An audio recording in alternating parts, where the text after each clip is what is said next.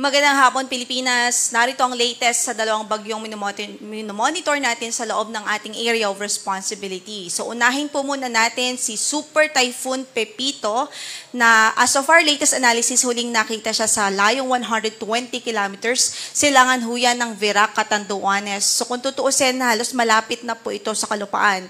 Yung rain bands o outer part nitong bagyo ay nakakaapekto na ngayon sa malaking bahagi ng Bicol region at ng Eastern Visayas. Taglay pa rin ito ang lakas ng hangin umaabot sa 195 kilometers per hour near the center at gustiness o yung pagbugso ng hangin umaabot po sa 240 kilometers per hour. So kung mapapansin natin, yung kanyang strength napakalakas po, 195 kilometers per hour. Mapaminsala itong bagyong ito kaya nga't nasa super typhoon category at base po sa ating signal, yung latest na signal na pinalabas po natin, signal number 5 na ngayon, dito po sa Catanduanes, maging sa northeastern portion ng Camarines Sur, habang signal number 4 dito sa Camarines Norte, northern and southeastern portion ng Camarines Sur at northeastern portion ng Albay.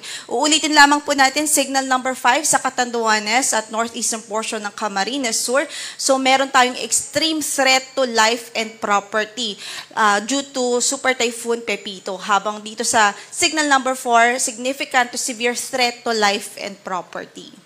So, balikan lamang po natin itong radar image na nakuha po natin sa ating Doppler radars at nakita nga po natin yung rain bands nitong bagyo ay nakalapat na o nakakaapekto na sa Bicol region and some parts of Eastern Visayas. Ito yung kanyang sentro po. So, approaching po ito sa landmass at nakikita natin papalapit ito sa Catanduanes. Sa atin pong forecast, possible po na between 8 p.m. to 11 p.m. tonight ang landfall scenario. Pero, meron din pong increasing chance na ito pong mata ay bahagyang umakyat ng bahagya at hindi po siya totally lumapat sa landmass. But nevertheless, yung effect po niya dito sa Catanduanes, sa Camarines Sur, Albay, Sorsogon, sa halos buong Bicolandia, ay same lang o pareho lang ang effect. Whether lumapat po siya totally sa Catanduanes o mag-landfall o hindi po at tumaas po ng bahagya. So again, reminder po, same lang po yung kanyang effect dahil yung eye wall ng bagyong si Super Typhoon Pepito, pwedeng maranasan po yan sa Catanduanes at ilang bahagi ng Camarines Sur, Albay at sa mga dadaanan pa po nitong bagyo. Kaugnay dyan, signal number 3 naman ngayon sa Polillo Islands, northern and eastern portions ng mainland Quezon, rest of Camarines Sur, rest of Albay, northern portion of Sorsogon, eastern and central portions of northern Samar, northern portion of eastern Samar. Signal number 2 naman, sa southern portion ng Isabela, Quirino, Nueva Vizcaya, Ifugao, Benguet, La Union, Pangasinan, Aurora, Nueva Ecija, Bulacan, Tarlac, Pampanga, Zambales, maging dito po sa Bataan.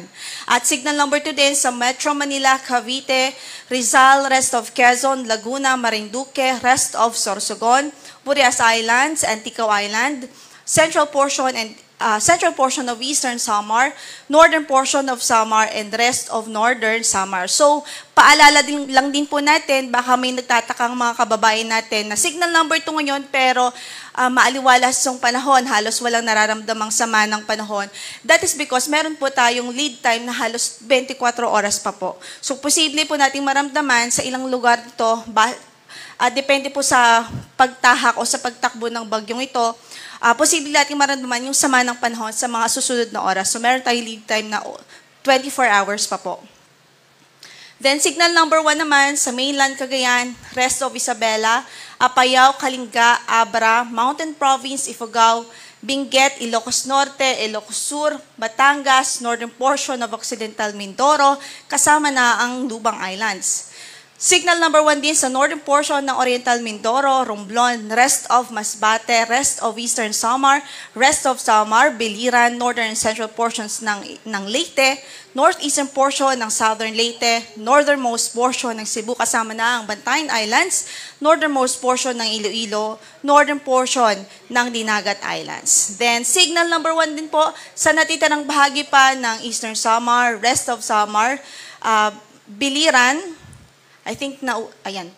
Biliran, northern and central portions of Leyte, northeastern portion of southern Leyte, northernmost portion of Cebu kasama ng Bantayan Islands, northernmost portion of Iloilo at northern portion ng Dinagat Islands. Okay, so sa track na ipinalabas po natin, again, halos consistent naman po yung kanyang track, especially yung cone of uncertainty natin. Lumiliit po siya as time goes by. Pero nakikita nga po natin sa cone of uncertainty, posibleng Catanduanes ang landfall area, or dito din po sa northern part ng Catanduanes, pwede din pong dumuan dyan ang sentro. So, nakikita natin na tatahakin po nito basically ang eastern section ng Bicol, and then eventually po by tomorrow ng hapon o gabi, pwede po itong maglandfall sa between Aurora and Quezon Province. At tuluyan po nitong tatahakin o magko-cross at magtatraverse sa landmass natin dito sa Central at sa Northern Luzon base sa ating latest track. So, ibig sabihin, itong lawak ng diametrong po ito, kapag tinignan po natin at sinundan po natin yung track, maapektuhan halos buong Southern Luzon sa mga susunod na oras, buong Southern Luzon including Metro Manila, Central Luzon, and some parts of Northern Luzon. Kaya meron po tayong pinapalabas na signal o tropical cyclone wind signal para meron po tayong reference kung ano po gaano kalakas ng hangin ang pwedeng maranasan po natin sa ating lugar.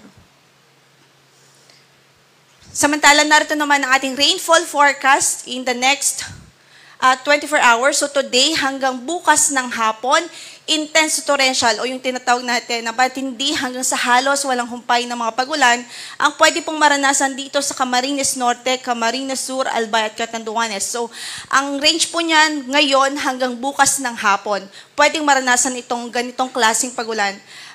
Matindi hanggang sa halos walang humpay ng mga pagbuhos ng ulan dahil kay Super Typhoon Pepito. Samantala, heavy to intense naman ang pwedeng maranasan sa Sorsogon, Northern Samar, dito po sa Quezon Province.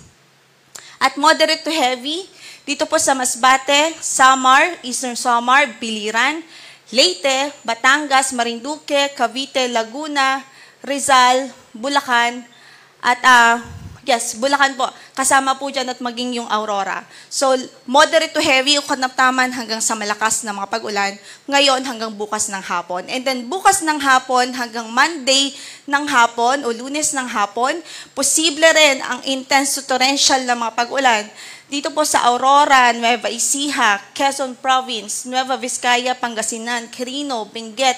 At dito po sa Nueva Vizcaya, Benguet, Quirino, at sa Quezon, habang heavy to intense naman sa La Union, Tarlac, Zambales, Pampanga, Bulacan, Metro Manila, Bataan, Rizal, Cavite, Laguna.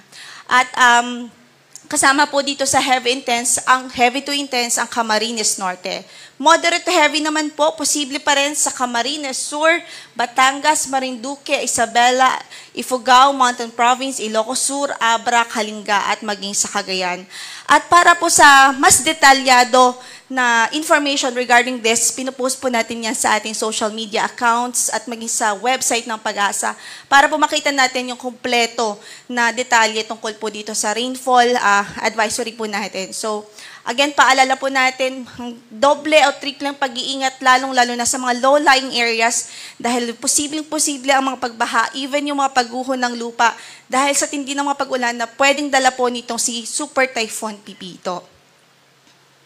Samantala, narito naman storm surge warning na ipinalabas ng Pag-asa. Ngayong 2:00 po ng hapon, so makikita nga po natin yung more than 3 meters na wave height ay pwede pong maranasan sa halos buong Catanduanes, sa eastern coast ng Camarines Sur, eastern coast ng Camarines Norte, at sa ilang coast pa po ng Albay at Camarines Sur. Maging dito po sa parting ito sa may Dinagat Islands, more than 3 meters, posible po yan. And then dito po sa coast ng La Union. Habang yung 1 to 2 meters, posible po yan sa eastern coast ng Isabela, eastern coast ng Aurora, eastern coast ng Quezon, at dito sa southern coast po yan ng Calabarzon, dito sa may part ng Masbate, at sa northern and eastern coast ng Eastern Samar. Ito din pong storm surge warning, pinapalabas o pinopost at ina-upload din po natin yan sa ating social media sites at maging sa ating website para po sa mas detalyadong impormasyon.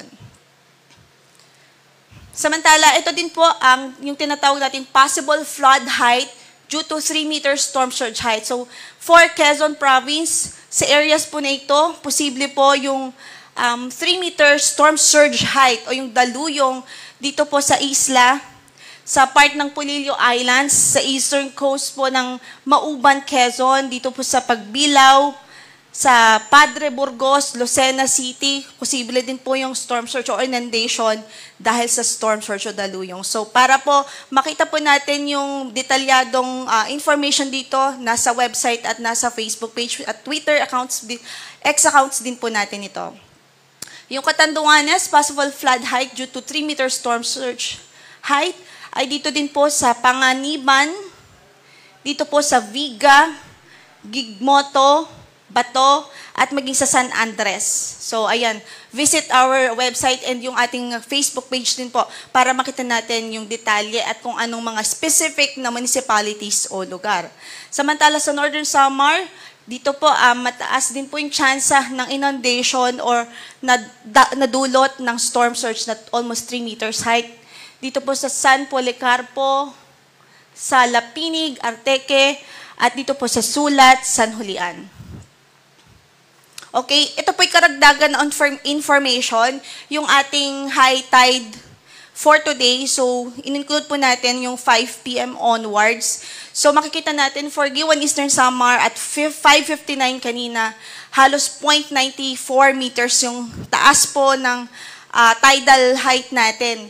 At sa Catbalogan Samar naman at 11:15 later on ay 1.92 meters. Sa San Jose Northern Samar sa 5:15 p.m. ay 1.35 meters. Sa Bulan, Sorsogon at 10:50 kanina or mamaya na gabi 1.51 meters. Sa Legazpi City, Albay 1.69 meters. Mamaya or ngayon po yan 5:28 kanina. Masbate City 10:46 p.m. later, 1.93 meters. Sa Jose Panganiban, Camarines Sur, 1.78 meters. Pasacao, Camarines Sur, 2.10 meters. At sa Vera, Catanduanes, 5:30 p.m., 1.65 meters. So ano po yung kahalagahan ng impormasyon na ito para po maintindihan natin na high tide po sa mga lugar na ito. So eastern coast po ito ng kung saan ay nakataas ang ating mga wind signals. So high tide na po siya Yes, high tide na po siya, tapos meron pa po tayong threat of storm surge. So may additional factor po ito kung bakit we're expecting yung mas mataas na alon at mas mataas na banta po ng storm surge sa mga lugar na ito. Okay, yung gale warning po natin, nakataas din dito sa Catanduanes, northern and eastern coast ng Camarines Sur, Camarines Norte, eastern coast of Quezon kasama ng Polillo Islands, northern Samar, Aurora, Isabela, eastern coast of Cagayan, eastern coast of eastern Samar, sa Albay, Sorsogon, Dicao at Burias Islands. Ibig sabihin, dahil napakadelikado po ng lagay ng karagatan sa mga lugar na ito, maalon hanggang sa napakaalon. Okay, update naman po dito sa isa pang bagyo na minomonitor din natin sa loob din po ng ating area of responsibility, si dating tropical storm Ophel, na ngayon po ay tropical depression na lamang. So humina na po ito. Huling nakita ito sa layong 195 kilometers northwest ng Itbayat, Batanes. Taglay na po ngayon ang lakas ng hangin na umaabot sa 45 kilometers per hour near the center at gustiness po na 60 kilometers per hour. At kumikilos ito silangan, timog silangan. At base sa latest forecast na ipinalabas po ng Pag-asa, posible na po itong maglandfall sa southern portion ng Taiwan. And eventually ay malulusaw o magde-dissipate ito or hihina into a low pressure area sa mga susunod po na oras. So yan muna ang latest mula dito sa Pag-asa. Ang next bulletin po natin para kay Super Typhoon Pepito ay mamayang 8:00 po ng gabi. Maraming salamat.